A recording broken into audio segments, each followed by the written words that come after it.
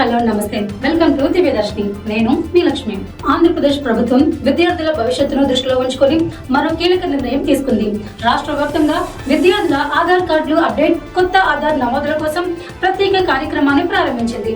విద్యార్థులు, తల్లిదండ్రులు ఎలాంటి ఇబ్బందులు పడకుండా పాఠశాలల్లోని ప్రత్యేక కేంద్రాలను ఏర్పాటు చేసి గ్రామ వార్డు సచివాలయం నుంచి నైపుణ్యం కలిగిన సిబ్బందిని ఈ కేంద్రాలకు కేటాయించి ఆధార్ నమోదు, బయోమెట్రిక్ అప్డేట్, ఫింగర్ ప్రింట్లు, ఐరిస్ స్కాన్ తదితర ప్రక్రియలు సులభంగా పూర్తి చేసేలా ప్రభుత్వం చర్యలు చేపట్టింది. ఈ ప్రత్యేక డ్రైవ్ ను 2 విడతల్లో నిర్వహిస్తున్నారు. మొదటి విడత నేటి నుంచి జూలై 17వ తేదీ వరకు, రెండో విడత జూలై 21 నుంచి జూలై 24 వరకు కొనసాగనుంది. మొత్తం 8 రోజుల పాటు రాష్ట్ర వ్యాప్తంగా ఈ సేవలు అందుబాటులో ఉంటాయి.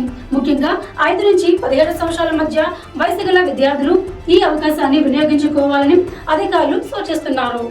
ఆధార్ వివరాలు సక్రమంగా ఉండడం వల్ల భవిష్యత్తులో ఎలాంటి సాంకేతిక సమస్యలు తలెత్తకుండా ఉండడంతో పాటు ప్రభుత్వ సేవలను సులభంగా పొందే అవకాశం ఉంటుంది. ఆధార్ అప్డేట్ విద్యార్థులకు ఎంతో కీలకమని అధికారులు చెబుతున్నారు. స్కాలర్షిప్లు, తల్లికి వందనం వంటి ప్రభుత్వ సంక్షేమ పథకాల లబ్ధి పొందేందుకు విద్యా సంబంధిత దరఖాస్తులు, ఇతర ప్రభుత్వ సేవకు ఆధార్ కీలక పత్రంగా మారింది.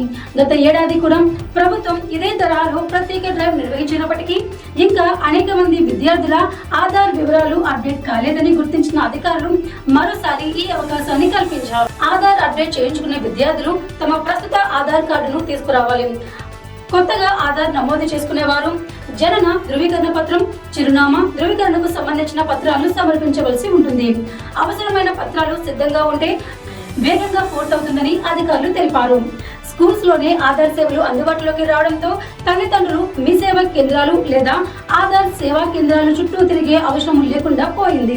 విద్యార్థులు తమ పాఠశాలలోనే సులభంగా ఆధార్ నమోదు లేదా అప్డేట్ చేసుకునే అవకాశం లభించడంతో సమయం, ఖర్చు రెండు ఆదా కానున్నాయి.